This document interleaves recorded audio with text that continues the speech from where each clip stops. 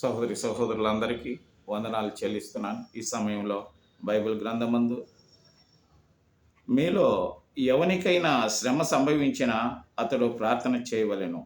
ఎవనికైనా సంతోషం కలిగినా అతడు కీర్తనలు పాడవలెను. మీలో ఎవడైనను రోగి అయి ఉన్నాడా అతడు సంఘపు పెద్దలను పిలిపింపవలెను.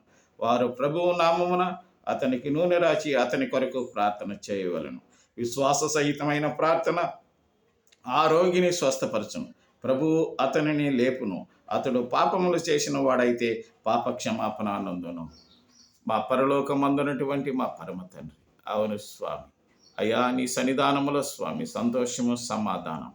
నాయనా మా తండ్రి, ప్రభువా ఆనందము మా స్వామి, నీ సన్నిధి మాతో ఎల్లప్పుడూ ఉంటున్నందుకు నీకు వందనాలు చెల్లిస్తున్నాను. ఈ సమయంలో కష్టాలలో, శోధనలో, బాధల్లో, అప్పుల్లో, అవమానాలు ఉన్న బిడ్డలందరినీ కనికరించి యేసు నామమున ప్రార్థించి వేడుకుంటున్నాం తండ్రి. ఆమేన్.